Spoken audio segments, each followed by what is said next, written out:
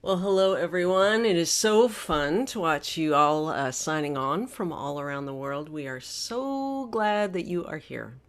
My name is Carolyn Arends. I'm Renovaré's Director of Education, and it is my deep joy to welcome you to this webinar, which we're calling From Fear to Grace, Finding Faith on the Far Side of Deconstruction. So there's tons of you on here. It was amazing to read through the submitted questions. I know there is so much we have to talk about. So let me bring on our guest. I know that for many of you, Philip Yancey likely needs no introduction. He's read more than 25 books, which have sold over 15 million copies in English. That's is probably higher now, and have been translated into over 50 languages. For me personally, of his many excellent books, Philip's books, Disappointment with God and The Jesus I Never Knew, each of them came along in my faith journey at just the right time and helped me so much. And those of you who have been in the Renovaré Book Club will remember what a rich time we had a couple of seasons ago when we went through Fearfully and Wonderfully, The Marvel of Being Made in God's Image, which was written by Philip and his mentor, Dr. Paul Brand. Philip has now written, where did I put it, a gut-wrenchingly honest memoir about growing up in a difficult family in the mid-century American South. It's you can't put it down once you start it. And he's here today to talk about his own journey and how it might help us with ours. He's tuning in from his home in the foothills of Colorado. Philip, thank you for being here. It's a pleasure, Carolyn. Good to see you again. Yeah, good to see you. I'm going to just offer up a prayer over our time together, and then we will just dive right into these questions, okay? Good. Father, Son, Holy Spirit, thank you for giving us language. Thank you that you are telling a story that we are in the middle of, and thank you that each of our stories are so sacred, so important because of the way you intersect with them. Thank you for Philip's stories, the way they've helped so many of us. Thank you for his courage in telling this very personal story now. Thank you for his willingness to help us grapple with our questions. Thank you that you are big enough to hear our questions, no problem. Thank you for the story you're telling in each life on this call. We ask for your spirit to infuse this conversation. And we pray this in the name of Jesus and through the power of your spirit. Amen. All right. Well, there are tons of questions here. You know, if you go with a title that talks about deconstruction and fear, you get lots of heartfelt questions. But before we get into some of these kind of big, big picture questions about church culture and faith journeys, there were some questions about your own personal journey writing this book. So maybe we can start with a few of those. And I'll start with one from Karen. She noticed that in a few places you've said that you feel like this book, Where the Light Fell, is the book you were put on earth to write. And she wants to know why you feel that way about it. I came to see my tortured past in some ways as the greatest gift that I have. I grew up in the extreme edge of evangelicalism, in fact, way over into fundamentalism in the South, a very angry, narrow, legalistic church, racist to the core. But it was all supposedly Bible based. And that was a message that I had to sort out over the years. What is worth keeping? What should I discard? Yeah. So a family that was pretty strange and extreme, a church that was pretty strange and extreme. And then coming to terms with that, what a writer wants is exciting material. And I had plenty of that growing up. and now as I look back on even I call it a toxic church, even those kind of toxic messages I got,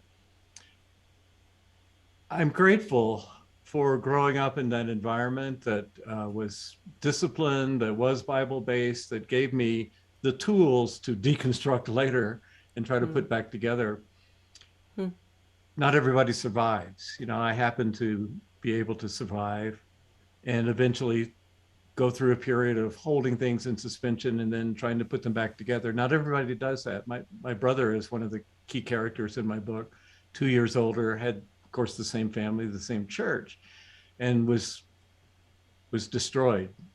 You know, the word deconstruction, you can take some of the letters out and it's destruction. Yeah, yeah. And for a lot of people out there who were raised in fundamentalist evangelical churches, they felt that their faith was destroyed, destructed, rather than deconstructed. And so I'm hoping that this book can speak to those people who are just still trying to figure it out. Maybe they went to a young life club when they were in high school, or went to a summer camp and have good experiences, good memories of those. And yet when they try a church now, it just kind of gives them the creeps. They don't feel comfortable there, and they're floating out there. They have some spiritual feelings, but they don't know what to do with them. And they're suspicious. I identify with that. It was my suspicion that brought me to true faith. It was my skepticism that brought me to something that I could hold on to. And I want to speak to those people. So I think, to answer her question, I was uniquely positioned, experiencing some of the worst that the church has to offer. And then in my writing life, some of the best. And I've made my living for over 40 years, picking up pieces of my faith bit by bit. You know, okay, Jesus is not the person that I was taught in Sunday school. So what is Jesus? I'll write a book called The Jesus I Never Knew. You know, what about these prayers that don't get answered, like prayers for my father's healing? I'll write a book on, does prayer really work? What difference does it make? And I've been privileged to do that. And always in my mind, there's the background of my past, many stories of which have not been told. So when I finished this book, this memoir, it became a kind of prequel to all the other books I've written. You know, don't judge me just by the memoir. Go to the other books and see what I believe, but don't judge me just by the other books without going to the memoir to see why I believe that. Yeah, that's really helpful. Okay, you just said a bunch of things that I know people are going to want to go deeper with, especially that, you know, are there ways we can help people deconstruct rather than destruct? You know, we got a lot of questions about that, but let me ask you a couple more of these questions specifically about the book before we go into those. Steve said, I just finished your beautifully written memoir, and you labeled your younger self as an observer. Is that still true of you today? Oh yeah, it is. Yeah. I'm an introvert. Most writers I know are. Yeah. I learned in a dangerous family, in a dangerous church, the safest place is to be the observer, you know, not to declare myself. My brother was one who did that, and he would take on the characters in our past. And when you're a kid, you lose every time, practically, when it's a kid against adults. They just know more about how to squash you. And I would observe this in my older brother, and would just go on the edges, not reveal what I'm really thinking. And that's a good stance for a writer. That's what we do. I had to teach myself to be observant, but I like that stance of being on the edge and then kind of seeing things from other people's point of view.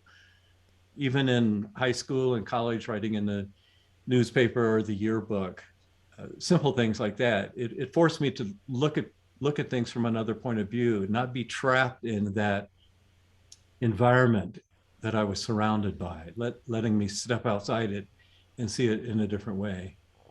Yeah, that makes a ton of sense. Okay, nobody asked this, so Carolyn in Canada asks, is there ever a shadow side to that observer thing? Like, are there places where you've had to learn to engage more? Personal question. Yes. You know what it's like to go on the road performing, and 90% of my life I'm sitting in this office, which is in a basement. It's got a nice view. There's a trout stream right outside. Nice. But it's just me. And if anybody's in the room, I can't write with anybody around. I have to be alone. And then every once in a while, when a book comes out, for example, suddenly people turn on these bright lights, and I'm interviewed, and there are all these people from all over the country and all over the world who are listening to me. And of course, when I do it in person, it's even more intimidating in a lot of ways. But I have learned, I fortunately am married to a wife who's a flaming extrovert, and she has no problem at all filling in the gaps. So I just kind of stand there and smile, and Janet takes over and handles things. So That sounds like a good arrangement. I too am married to an extrovert, and it's helpful. You may have already answered this in one of your first answers, but I'll ask it just in case. Doug in the U.S. says the memoir was thought-provoking, disturbing, provocative. What hopeful message do you want readers to take away? So you may have already addressed this, but would you say anything more to that? yeah, I'm thinking of those ex-evangelicals out there, Hmm. and I run into them all the time. They'll ask me, like sitting next to somebody on an airplane or in a waiting room or something, what do you do? I'm a writer. Really, what kind of books do you write? I write books about faith. Like what kind of, oh, I used to go to church. I kind of went through that and I kind of grew out of that.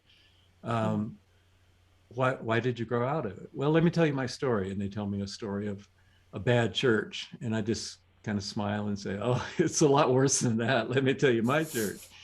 And they say, wait a minute, I thought you were a Christian writer. I say, yeah, I am. There's a difference between God and the church.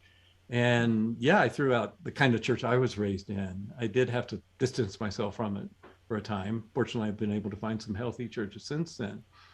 But even if you don't, Hmm. it's a bad trade to throw out the possibility of a relationship with the God of the universe. That's not a good trade because of the way you were treated by some fallible human beings who were speaking in God's name wrongly. Hmm. The church makes a lot of errors, and I want to get that point across. A friend of mine, actually, is my nephew, sent me one time a bottle cap, and in this particular uh, bottler, they would print things like a fortune cookie, little Right. sayings from people. Inside the. And this one said, an idea cannot be held responsible for those who believe it. Hmm. And I applied that to the church. God cannot be held responsible for people who claim to be God's Yeah. servants. Now, the world judges God by us. And I look at that as the greatest act of humility that God could possibly do, to turn over God's reputation to us. I wouldn't have done it that way. I wouldn't have trusted human beings. But somehow God gets pleasure from seeing us do in our primitive way what he could do with the snap of his fingers. I think that was God's motive behind creation in the beginning. He wanted to create people who would give him pleasure. And that's what we're called to do. And sometimes we do it, and sometimes we don't. Yeah. Well, that leads us well into a bunch of questions we got that I've put under the heading questions about toxic church culture. You've already used this Mm. phrase, toxic church. So maybe we can start with one from Chris. He said, please define toxic church outside the appearance of being successful church. And then I'll actually ask you a couple other ones that are related. Debbie said, some of us need help to recognize what parts were or are actually toxic. We were told it's all biblical truth. And then Laura said, when it's toxic, when is it toxic versus just something I don't like, a matter of taste or preference?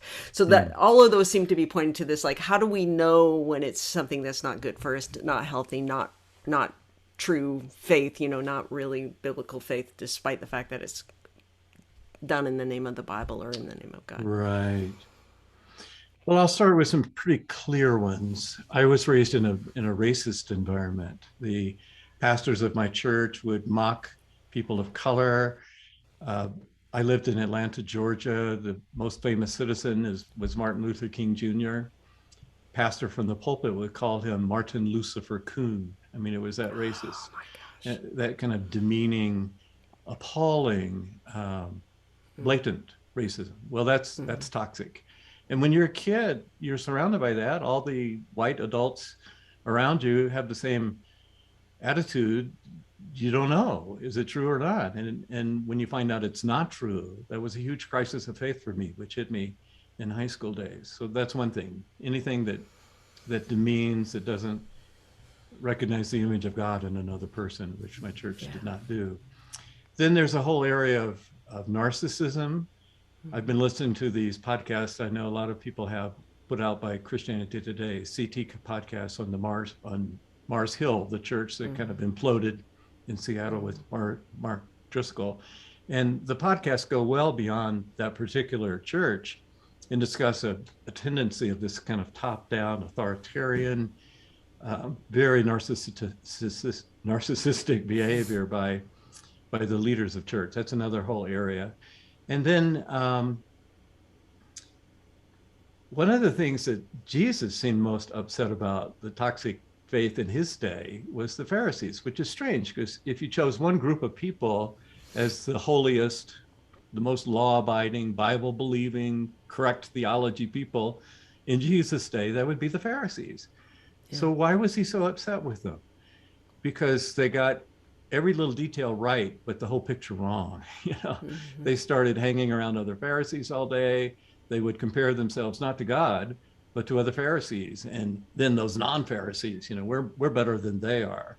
And Christians today, in our various ways, have tendencies to do that. The church I grew up in was very legalistic, so we looked down on people who would do things like go bowling because they serve liquor in bowling alleys, or go roller skating because it looks like dancing, And so we were more spiritual.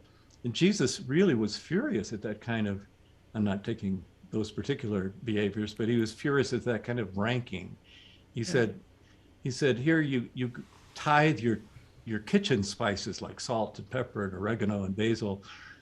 1/10 goes to the church, 1/10, and there are these huge issues of justice and poverty and peace that you're neglecting. You're missing the whole point. And the whole point of the gospel, all of Jesus' parables, tended to be about grace, about the undeserving people. And it's easy for a toxic church to be talking about the deserving people. How can we be deserving? We're better than they are. And when you do that, you miss the whole point. So we can go off the rails in a lot of different ways. And the gift I had growing up was my church went off the rails in all of those ways.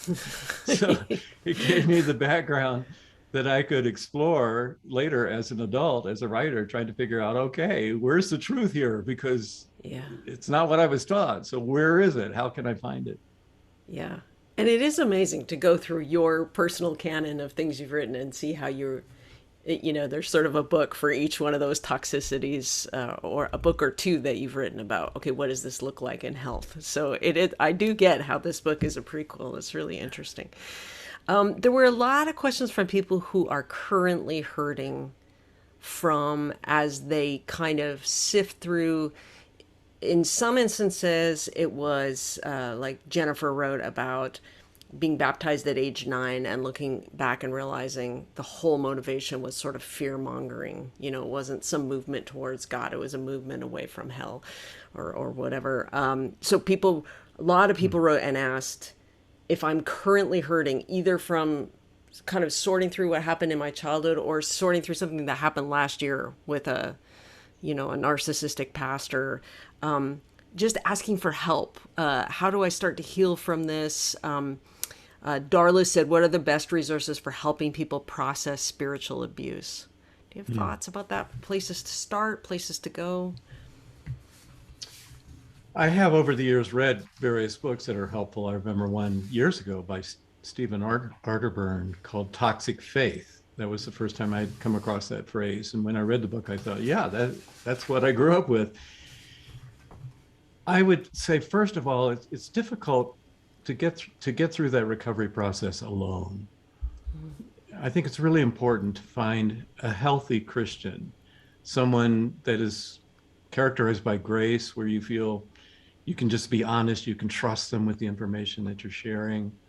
And I call them a doubt companion, where you can just go to that person and say, I don't know what to believe anymore. Here's why, without immediately having them respond, well, what's wrong with you?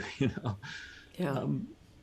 Part of recovering from abuse is that you need some space. You need some recovery time. And for a period of time, I didn't go to church at all. I had no interest in going to church. It wasn't that long, maybe a couple of years, but that's after 20 some years of toxicity.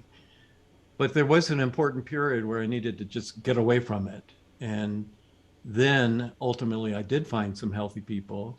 You mentioned Dr. Paul Brand, who was very instrumental, Mm. and healthy churches too over the years. But it took me some time. I had been burned, I had been wounded. And of course, people who had direct abuse, even sexual abuse in churches, have a whole different set of issues that they need to deal with differently, usually with almost always with professional help.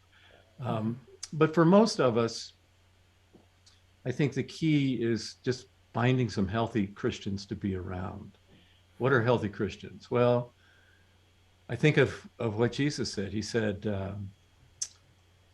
I tell you the truth, and the truth will set you free. And if a person feels constrained all the time rather than free, they're not following Jesus. They're not experiencing what Jesus came to offer. Jesus said, I came to give you abundant life, life to the fullness. Some translations render it. And not everybody I knew, people I knew growing up, didn't seem to be living a full, abundant life. They were trying to have as little fullness in life as possible Yeah. so they could just get through to the other side. That was the Yeah. point. Yeah. To to grin or to grit your teeth and try to get through this life, and then you'll have heaven someday and you can really Yeah. live. No. And Jesus really lived when he was here in a very short period of time, changed the world forever. Yeah. So and then the word evangelical, the word gospel, what do they mean? They mean good news. And if the faith doesn't sound like good news to you, you go to a church and it doesn't sound like good news, then your alarm bell should go off. Um, the church I grew up in was very small. So we knew if a visitor ever showed up, it was pretty rare. And then we'd hear the same sermons about hellfire and brimstone and going forward and receiving Jesus week after week after week. It's like, who are you preaching at? These are the same chickens every week. Uh, Yeah. so those are some of the signs to me of danger signs. And then if it takes years to accumulate that toxicity in your soul, then it's going to take some time to get over it. And I would counsel parents, especially. I know a lot of parents who are really concerned about their children who are straying from the faith and maybe not interested in church at all. Give them some space. The best thing you can do is love and pray and just show that you accept them and give them some time when they have kids of their own. So many people realize, well, I don't have anything to share with my kids about these questions they're asking. What happens when my dog dies? Does my dog go to heaven? I don't know what to believe. I don't know what to say. They deconstructed faith, but they haven't constructed it back. And as parents, we need to exercise patience and love and prayer. That's about the best thing we can do. We can't. We've probably already made the mistakes. Yeah. And for those who have been wounded, it's a forgiveness process. Don't let that poison that has built up um, define you. I had to learn to forgive. And actually, I look back with a kind of nostalgia. I remember somebody gave me a survey, an online survey by Fundamentalist Anonymous. And it had all these questions, yes, no, yes, no. And I went through. And as I did that, I realized I actually came away with more positives than negatives. I came away with a strong sense of discipline, a care for the poor because we were in a poor church, a grounding in the Bible. These are very important things, and a feeling that life matters, that decisions that we make matter. And these things I couldn't do, go bowling and roller skate. These are pretty trivial in comparison. It's funny how we let these things get us so upset and forget about these things. And I had to go through a process of forgiving the church for the little things that, man, they weren't so little actually. I mentioned earlier how some of them were major, but to forgive the church even for those and not carry that burden with me. When you're wounded, you're the only person who can release that burden of wounds through forgiveness. Do you remember, was being getting to the place where you could forgive some of those things in your upbringing? Were there watershed moments, or was it like a very gradual process where you got to a point where you're like, hey, wait, I've made some progress here. I'm letting some of this go.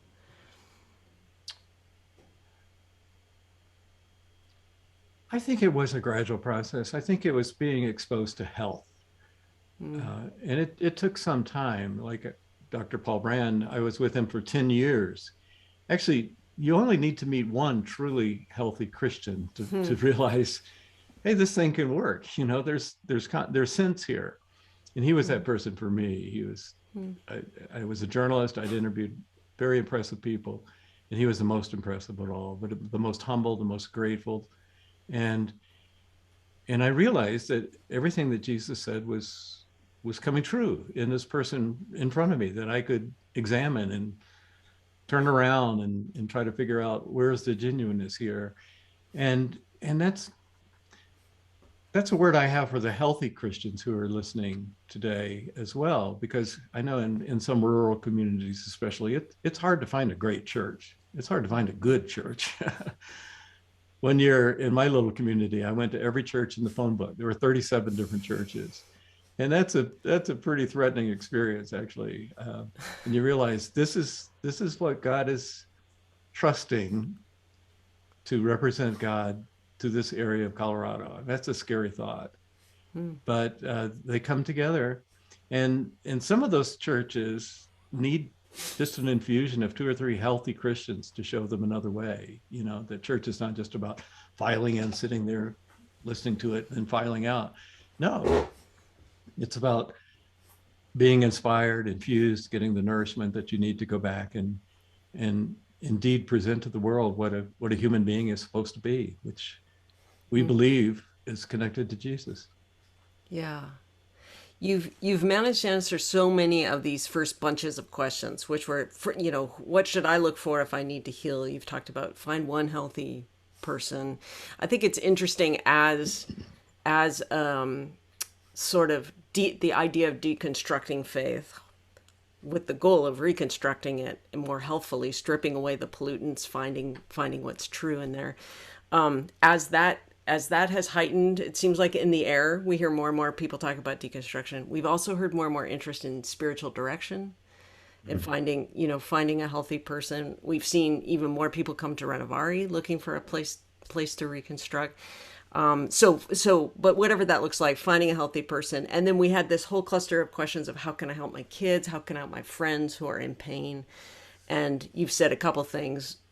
Be healthy yourself, walk towards health and wholeness yourself so somebody can see it in a human life, and space, freedom. I think you said, it was hard to find someone who could give you freedom to even ask the questions. And that can be very challenging for us who desperately are hoping our kids hang on to faith. Yeah. We can be so afraid of giving that freedom, but it seems so necessary to be able to ask the questions and sort and sift. So I think what you've said is really, really helpful.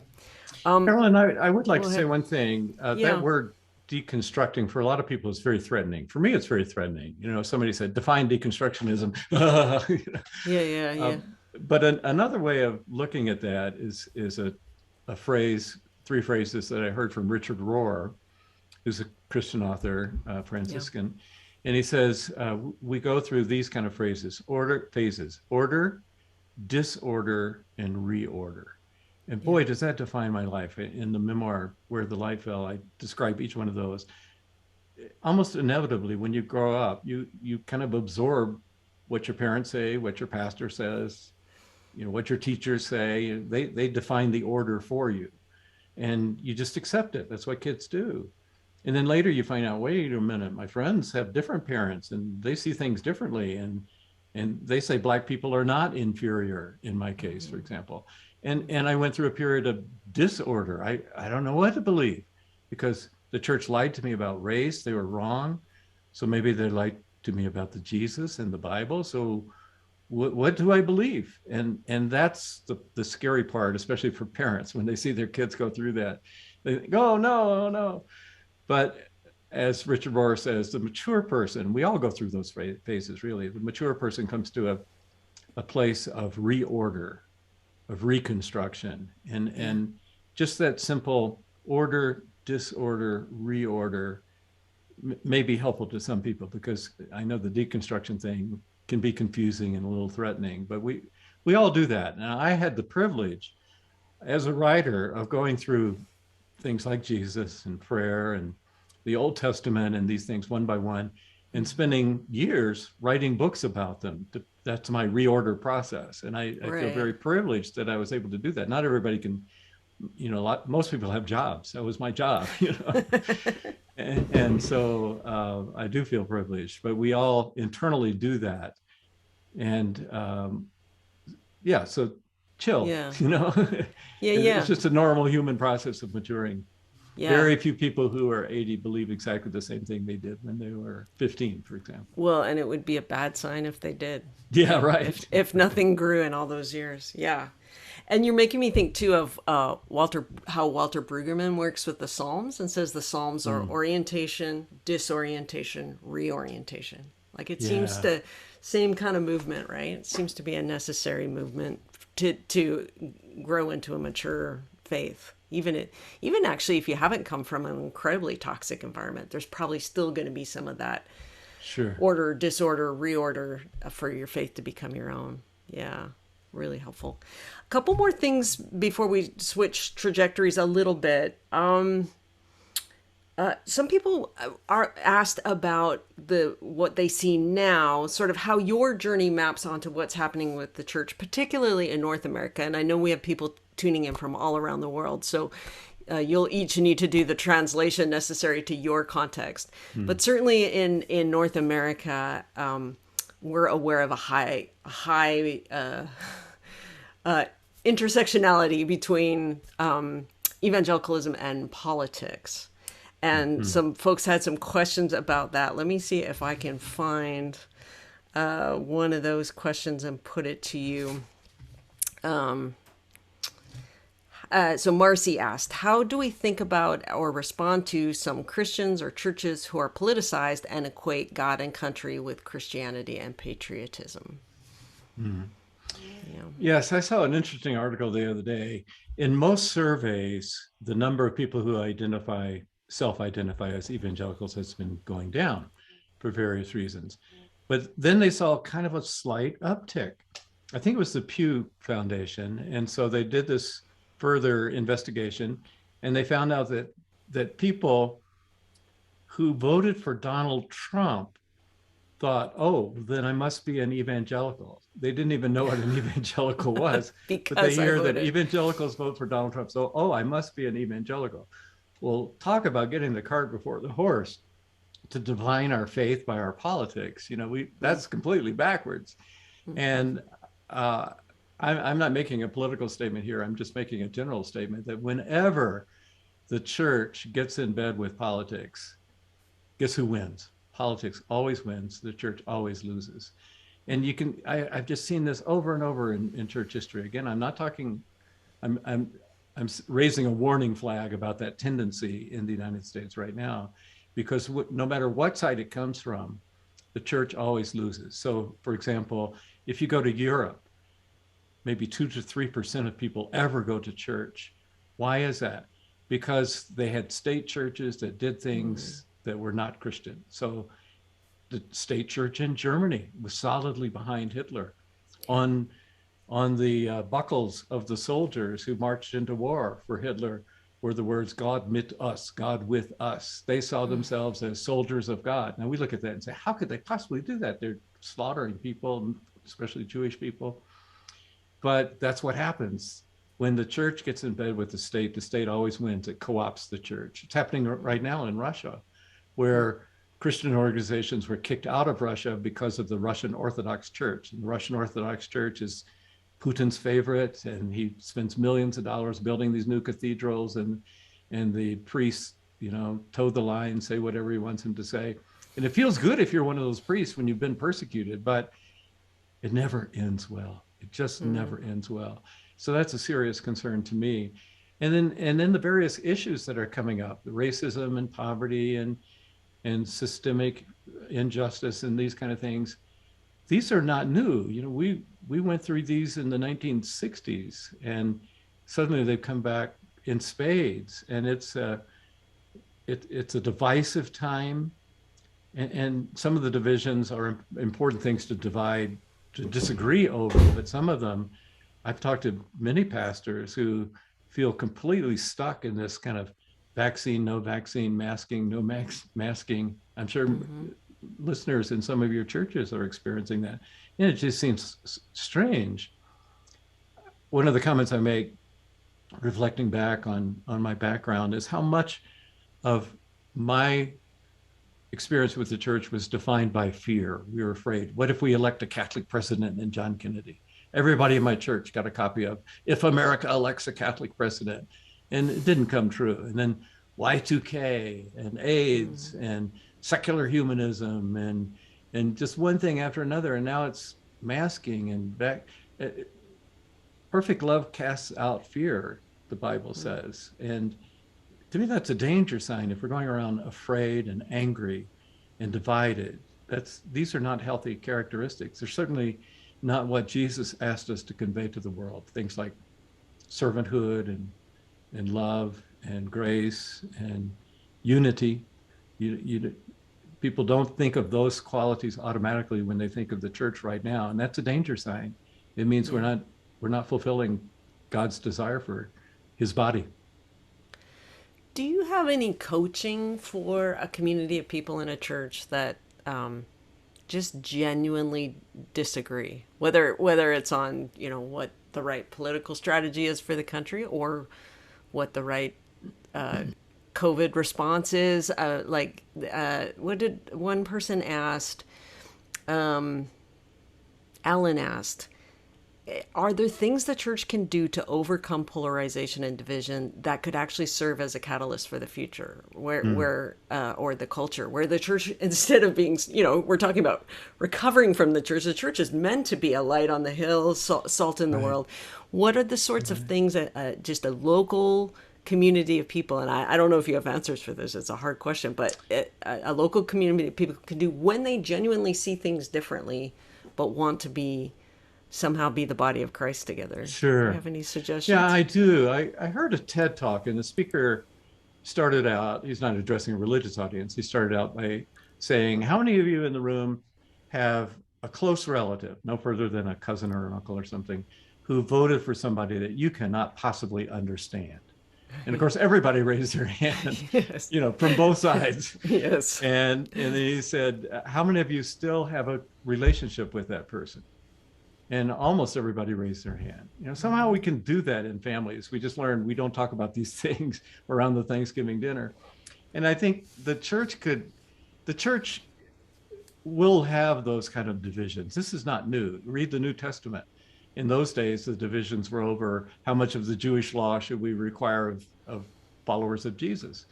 And they were huge divisions. Peter and Paul, two of the giants of the day, disagreed on some of those things.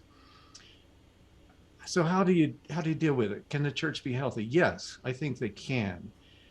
I remember watching a service in Chicago. This was at Willow Creek Community Church. Bill Hybels, who's had kind of a sad demise, but he did an outstanding thing. He got a Muslim imam and a Buddhist leader and an atheist. I forget, 4 or 5 different religious points of view.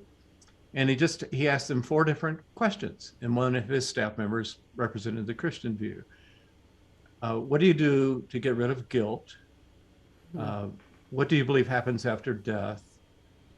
Um, where do you think sin comes from? And what's your understanding of God? Some kind of basic questions.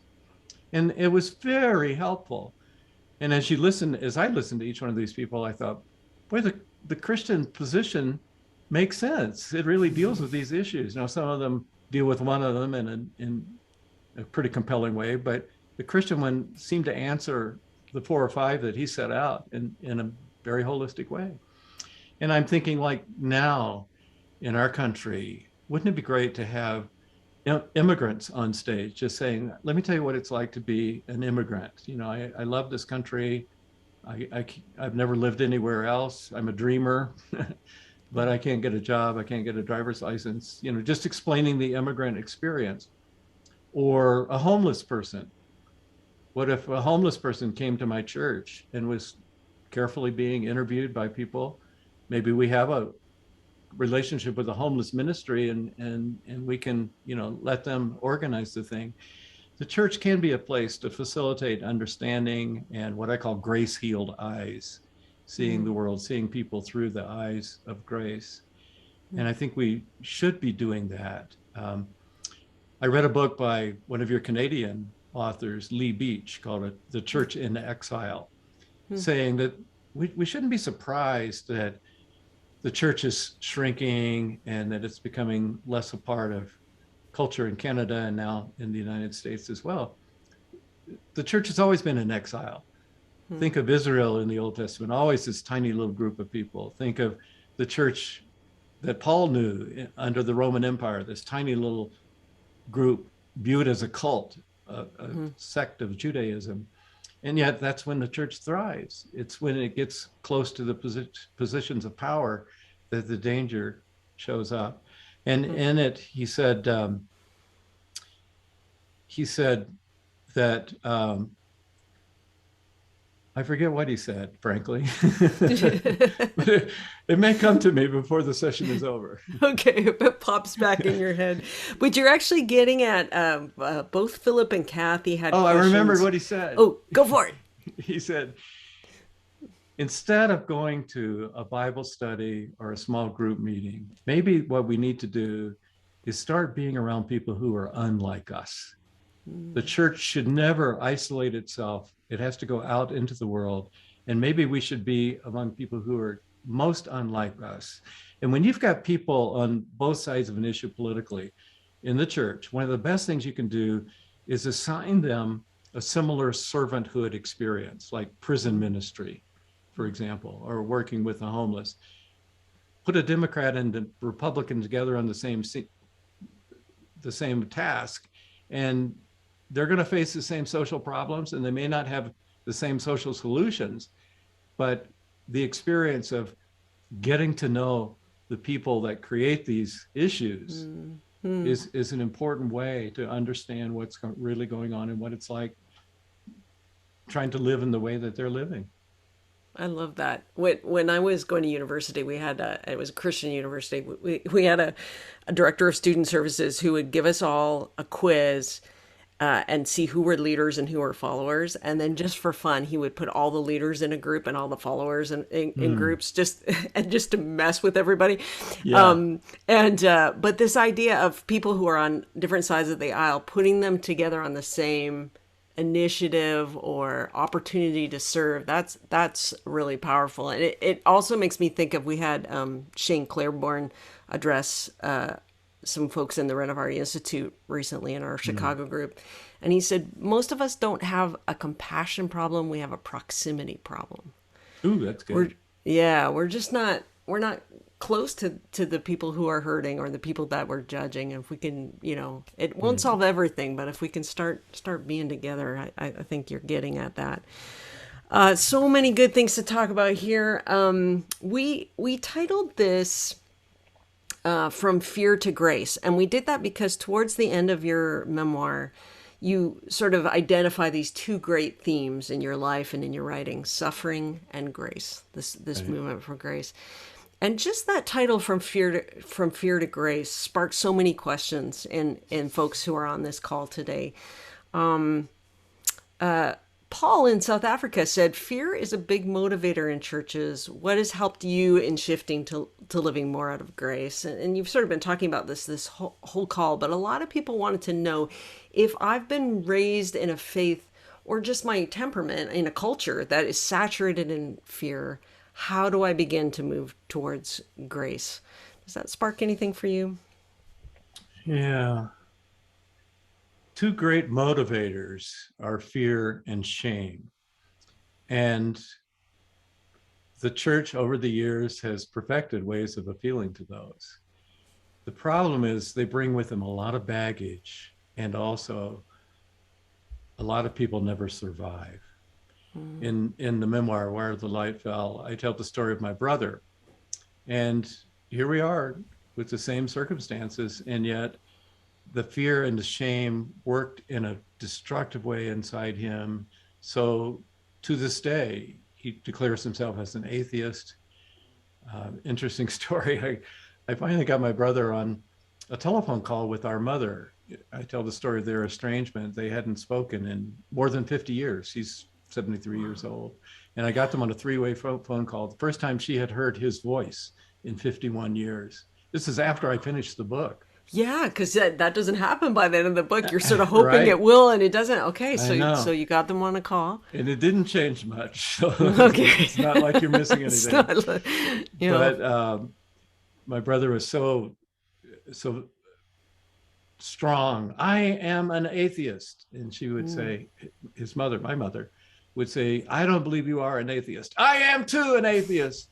And you could hear just in his voice, he's been disabled by a stroke, but he got those words out with vehemence, just how deeply those wounds are buried. And the only way he can cope with them is to reject God. Yeah. Well, I mean, we know what God is like. Jesus told us God is like the father in the story of the prodigal son, standing on the porch looking, could today be the day that my son comes home? This is the story of the gospel. It's the story of the Bible in a nutshell, God wanting to get God's family back. But my brother went away with a very different view of God. And when you appeal to fear and shame, I too came away with the image of God as just looking for somebody who might be enjoying themselves or making some mistakes. I could squash them, punish them. And that was the image. And you get short-term results. We all went forward several times and repented and did the sinner's prayer and all that. But the danger is at a certain point you think, well, wait a minute, what's fake and what's real? When is this going to take? Is it like a vaccination that doesn't work? And I struggled with that. And then my brother finally said, I'm not going to struggle anymore. I'm just going to reject the whole thing. And when you read the book, you realize what a sad, self-destructive course he took in reaction. And I blamed the church in the way, of course, he made personal choices along the way, but the church didn't give him a good choice. It didn't give him a choice between health and destruction, just two kinds of destruction. And he chose the anti-God kind of destruction. So what do you do? Again, finding healthy people around you, finding a healthy church. And nowadays, because of the internet, we have connections with people, even if there's nobody around you, even if you're living somewhere in Alaska in a cabin, you can connect. You can join a Renovaré book group, right? Carolyn? You sure can. Sure can. During the pandemic, my wife and I would very often on Sunday morning watch the service at Holy Trinity Brompton in London, England, because we've been there a few times. It's a beautiful church. It started the Alpha program. And now I could attend literally, sitting in my pajamas, drinking coffee, Holy Trinity Brompton. And we could do that. So the resources are there. They take a little effort to find. And it's best if you can find them in an in-person community where you can be with the people, have somebody to call when you're in trouble. Like in a AA group or something, the church can be that for people. But even if you don't have that community around you, there are resources. For me, it's mostly books, frankly. My spiritual development has come through primarily reading. I'll find an author like a Frederick Buechner or Henry Nouwen and go out and read everything they've written and just absorb the wisdom that they have. And that's available. It's out there. Yeah. At Renovaré, we have a huge emphasis on the gift of spiritual disciplines and how, there are spiritual practices that sort of the church has been documenting for a couple thousand years that can help you cultivate this friendship with God. But one of the things we've learned is if you don't start with your picture of God, then if that's not healthy, then I think William Temple said, if your picture of God is off, then the more religious you become, the worse it gets. The sicker you get. Yeah. And so what you're talking about, like your brother's picture of God, until that's healed, why would he want to follow him? Right. So maybe possibly related to that, titling this webinar From Fear to Grace, it did spark a cluster of questions about, I'll put it in Laura's words. She said, how can the church balance grace with standing firm in biblical principles? And then another question that sort of got at this was Mikey said, how do you know the difference between biblical truth and feel good talk?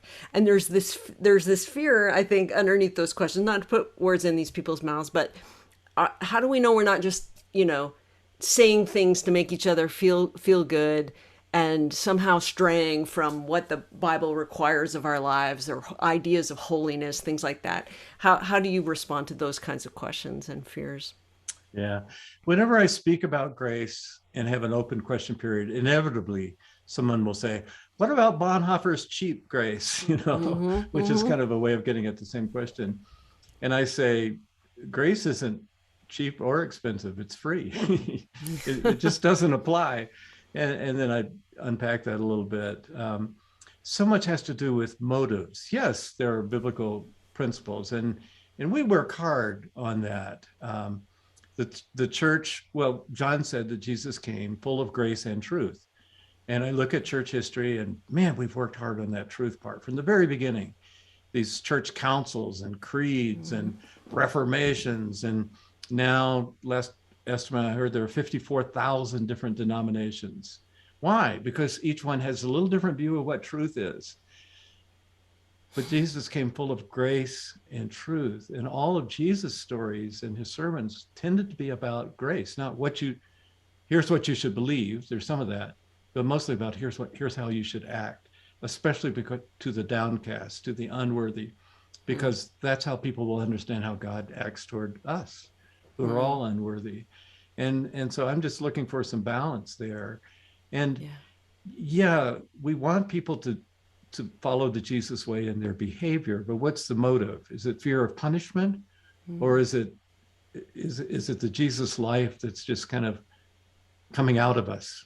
Even though we may be making mistakes along the way, we're going to take those risks. We're going to reach out to people that nobody else is reaching out to. It's a different in motive. We end up at pretty much the same place, but a lot of people have the vision, the image of Christians as these kind of uptight, judgmental. Where do words like holier than thou come from? That's so distant from what Jesus said. He said, be perfect as your Father in heaven is perfect. Well, who can do that? Nobody. That's his point. None of us is as holy as thou. But instead, we start looking at other people and start judging them. And Jesus is so clear. Take the log out of your own eye before you examine the speck in somebody else's. Yeah. And you're making me think of, we love because he first loved us. Like, again, right. If grace doesn't come first, I just think we're doomed. If we're not, like you say, if our lives aren't just a response to his great love for us, if that's not the starting point, we're just going to smack into a cement wall all the time, I think, which is a lot of what people are unpacking. Anything more you want to say about this movement from fear to grace? Any coaching? If there's somebody on this call that's like, yes, I want to move towards God's grace, but every morning I wake up and I'm afraid. What's one thing they could do?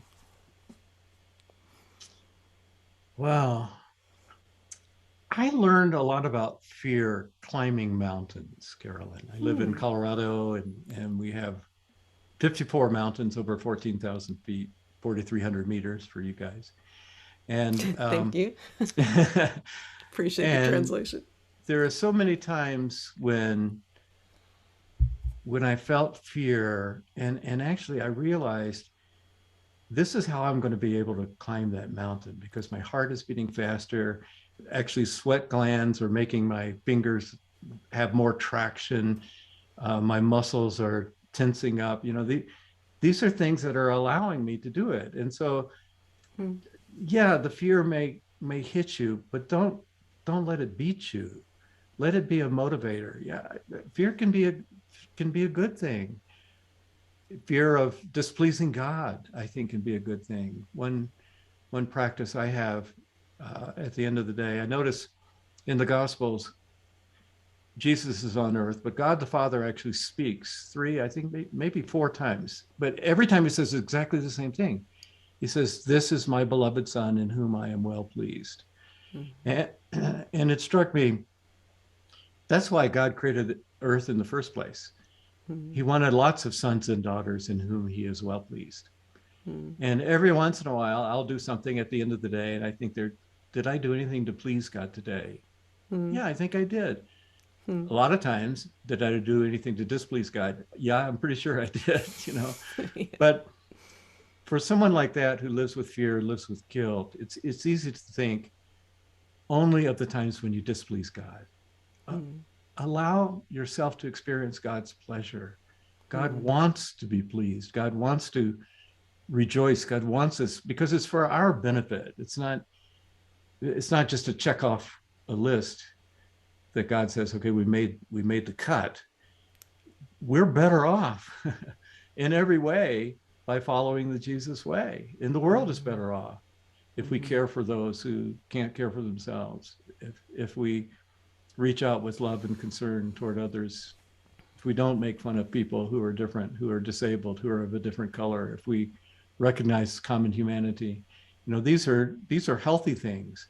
And the more we allow ourselves to realize what that health is, and then let ourselves take pleasure in God's pleasure in us. Mm. Mm. That may be one way to kind of get those voices. The voices are in there. They're like little tapes that just play over and over. Yeah. Or I guess Yeah. we'd say streaming devices now, wouldn't we? Yeah. that keep streaming those same old messages. And part of Christian maturity and Christian discipline and is getting rid of those tapes with new tapes. You read the biography of somebody like a Saint Francis, and he was sure God loved him. He was sure he made God happy, and he Yeah. took delight in that. It was part of maturity. Not every saint is like that, but the joyful ones are. Yeah. I love that coaching, that if you're someone who's very in tune with the ways you displease God, take a little bit of time and ask God how you please him. Yeah, Mm. as kind of a daily practice. I love that. We encourage the prayer of examine, which is like Mm-hmm. a daily Right. prayer where you kind of review your day with God. And there's the book by Timothy Gallagher that walks you through the steps of the examine. The first step is it's not even a step. It's a transition into doing the prayer, and it says, "I become aware of the love with which God looks upon me." And Mm. in my own journey, sometimes I can't get past that step. I just Yeah. spend the whole time like, oh, becoming aware of the love with which God looks upon me, and that moves me from fear to grace and makes me want to do things that would bring him Yeah. pleasure Yeah. and lead. A Yeah. good a good resource person there, you may have used his books before, is Brennan Manning, Mm-hmm. because Brennan is very open about his flaws and failures, Yeah. but he Yeah. had a real sense of giving God pleasure. And Yeah. Abba's Child, I think is the title of one of his books. It pretty well says it Yeah. all. Yep. So good. I want to get to a couple of the questions that have been submitted while we've been talking, but first, let me ask you a couple of more personal questions that were submitted for you. Let's see. Oh, there's so much to ask you. Well, let me ask you this. What is your next book? Kinnan in the U.S. wanted to know that. Do you know? Are you already working on it? I'm not committed. This memoir took me 3 years, so I'm kind of in recovery mode here. Fair. And in the old days, publishers would do the marketing and the promotion. Nowadays, because you market directly to consumers rather than bookstores, it's really up to the author.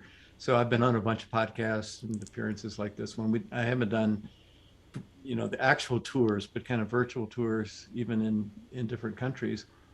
So I've been pretty busy, and I like to choose. I remember a story about the Canada Alaska highway. There used to be a sign at the beginning: "Choose your rut wisely, because you'll be in it for the next 2,000 miles." You probably heard that story, Yes. because these big tankers would be going up there, and they had these great ruts, and once you're in them, you can't get out. Yeah. And that's what it's like to choose a new book to work on. So I'm not committed at this point. You're choosing your rut wisely. All Right. right. Hey, I'm looking at some of the questions that have been submitted while we were talking. Jan Hunter had an interesting one about. Have you read Phyllis Tickle's book on the Great Emergence? I have. Okay, so this idea that every 500 years or so the church has to go through a fairly seismic reformation in some ways. She was asking about how you think about that, whether you think we're in one of those kind of hinge moments. And that relates back to some questions I didn't get to for you about sort of where do you think the church is when you look at it in light of church history, and what is your hope for the future of the church? So any thoughts along those lines? Yeah, it makes for a neat thesis, Phyllis's book, the 500-year deal. Mm-hmm. I don't think God works according to our calendar all the time. In fact, I can't remember any time when it works according to our calendar. He's got his own. But it is true that things build kind of the order, disorder again, things build up to a kind of chaos moment. And then often a leader like a Martin Luther or a St. Francis or Pope John the 23rd, people like that will come along and say, wait a minute, we're getting it wrong here. We need to make a major adjustment here. I hope we are in one of those moments, because I think the church needs some major adjustments. It's there is no single leader of great moral stature who's looked to in the way Billy Graham was in the 1950s, for example, in my country. We need that kind of moral leadership, and the whole evangelical umbrella is breaking apart, to mix metaphors. There's nothing holding it together. Mainline denominations have been struggling for years, but until it happens, you don't know. I look back on the movements in my lifetime, and they've all come with surprise. So, for example, the Jesus movement of the 1970s, if you chose the least likely group in the world for a revival to break out, it would be those drug-addled hippies in California, and there it was. And then that kind of led to Calvary Chapel and the Vineyard and the charismatic renewal, and now something like half of the Christians in the world identify as charismatic Christians, which barely existed when I was young. So Jesus was pretty clear. He said, the Spirit blows like the wind. You only see its effects. You can't see it coming or going. And then boom, you just see a leaf blowing. Oh, it's windy out. And so I'm reluctant to prophesy. We are in a crisis moment. I'm sure of that. Yeah. I would say, because I get to travel to other countries, a lot of other countries, that I have much more hope about the global scene of Christians than the United States. We're kind of the outlier. There aren't that many countries around where, in recent memory, more than 50% of the people have been worshiping, attending churches. When I was growing up, that was true. It's less than that now. It's in the low 40s maybe, or even less. But in other countries where the church hasn't been around for 250 years, they take the Bible literally in a way that we don't. It's more like a corporation here, where if there's a social problem, we assign a committee to study it and then apply for a 501c3 tax exempt status and all that. In other countries, they just go out and do it. They take care of the homeless. They take care of the widows and orphans. And I see the gospel in action more overtly in some other countries. When I get over here, it gets complicated by politics and history and all that kind of stuff, denominations, and it's kind of depressing. And I don't know where it's going to go, frankly, in this country. Yeah. Or yours. Or mine. Yeah.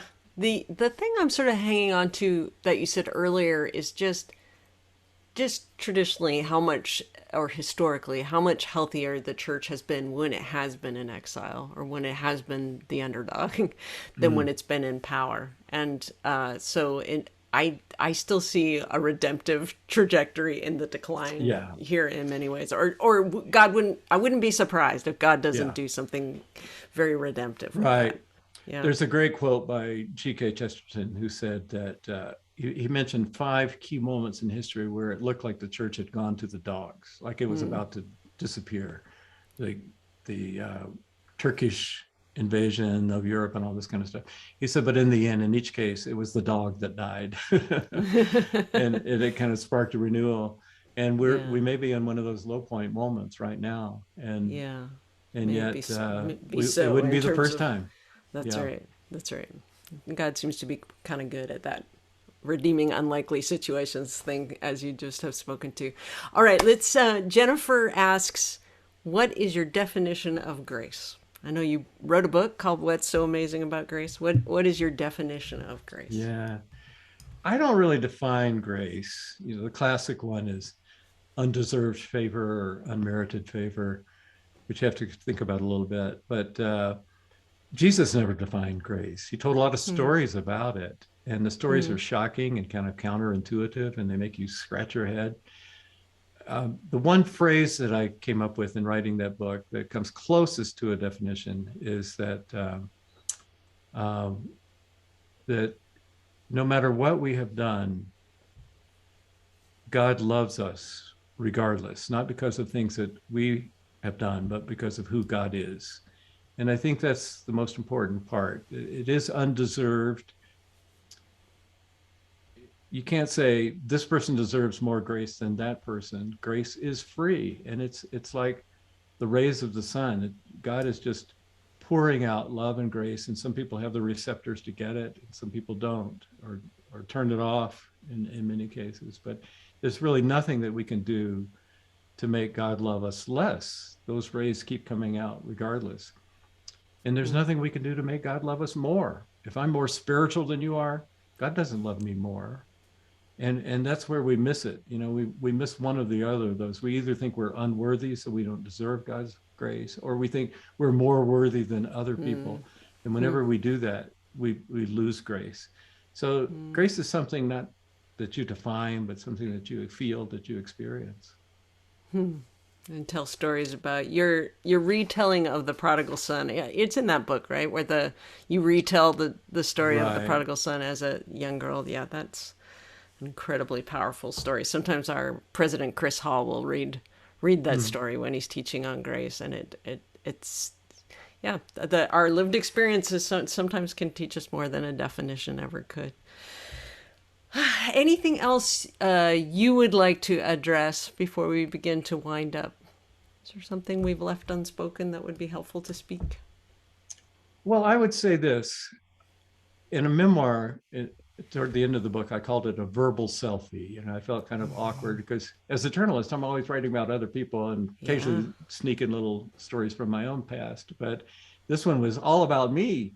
And there I am. I'm holding the camera and I'm in the foreground.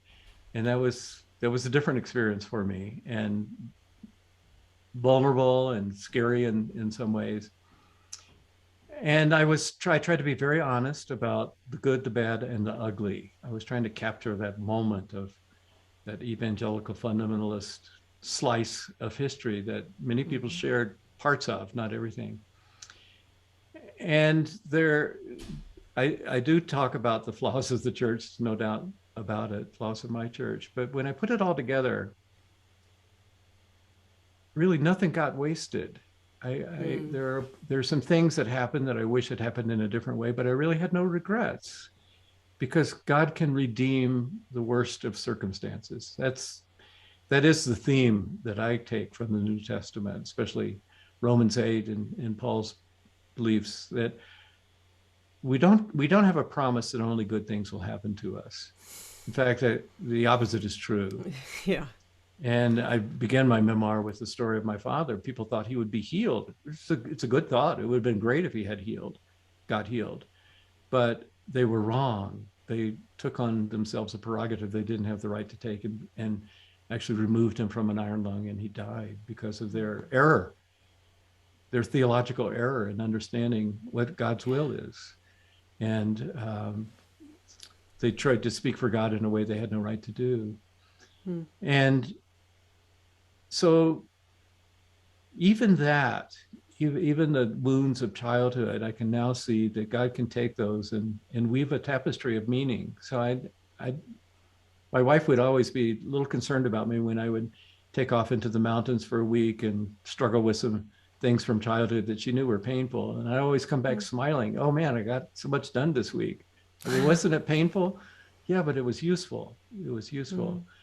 Dallas Willard, the old Renovaré champion, Mm. would say that for those who love God, nothing irredeemable can happen to you. Mm. Not Mm. nothing bad. We know that's true, but Mm. nothing irredeemable. And that's the hope that we have. And I certainly experienced it in my life. that I waited this long because I finally now have the perspective to look back and see how all those little pieces fit together in a Mm, redemptive pattern. I've never mm. been able to do that before, but taking the time to look at each of the pieces one by one, I see they fit, and I'm grateful for them. Wow. That's really powerful. To all the people who said, what do I do in this pain? You're inviting them into this long obedience, Hmm. patience. But man, we are so grateful for the gift of your long obedience. I'm going to hold it up one more time. This is such a Okay. good read, y'all. Thank you. Thank you so much. We want to thank, I'm going to ask you to close us in prayer in a second, Philip, but we want to thank every person on this call for being here for this community. It means a lot to us, and I know it means you're taking care of each other in really beautiful ways. Thank you, Philip, for all the books, this one included and especially, and for this conversation. We really appreciate it. You are one of those healthy Christians that we can look at and go, okay, keep going, keep going. There's something here. So thank you. And when you're ready, I'll invite you to close us in prayer. Sure. Thanks. Gracious God, it occurs to me that this is a little bit like prayer because I've been seeing the numbers of participants flash on the screen, going up, going down, and some people have to leave, some people join. And I believe that they're there, that there are real people out there, and that we're not just talking to ourselves, Carolyn and I, but that um, we're communicating to hundreds of people, each one loved by you, each one with their own story. And that story always includes wounds, life does, always includes dashed dreams, always includes failures. But the promise that we have and the hope that we have is the hope that we celebrate every year around Easter time, that the worst thing that can happen can turn into the best. The, the death of your son turned into the salvation of the world and the conquering of death. That's the pattern, that's the template. And I've experienced it in my own life. I certainly felt it in writing this memoir. And I think back to the Apostle Paul, who wrote those triumphant words in Romans 8 in his life that included torture and jail and imprisonment and hardships that very few of us will ever encounter. So I pray that we have that realistic Christian hope because the world needs it. It's a chaotic place, it's a place full of disorder. And I don't know if it'll ever be reordered. People don't agree on the most basic things. It's just being pulled in all kinds of different directions. Your last night with the disciples, you told us that we should be known by our love, that we should be known by our unity, and that we should be known by our acts of service to the world, washing feet. And I pray that the church would be that. And I pray that the people listening would get a vision for what that looks like and a commitment to go back into their own communities and somehow overcome the lingering wounds and become healthy Christians and find healthy Christians and do just what you asked us to do, to love the unlovable, to serve those who need it, and to be defined by unity so that people would look at us and say, I want to be like one of them. I want what they have. If we could do that, then we would be more of what you meant when you called us the body of Christ, your actual presence in the world, who teaches the world what God is like. May we get that vision again and leaders arrive to show us what that looks like. Thank you for Renovaré and its commitment to spiritual growth and maturity and discipline, the examples of the founders, healthy Christians. We have a lot to learn from them. And thank you for those behind the scenes who are putting together this meeting today and others to follow as well. In your name, amen. Amen. Thank you again. Blessings. Thank you, everyone. Thanks, Monty behind the scenes, Joni behind the scenes. It's been good to be together. Thanks so much.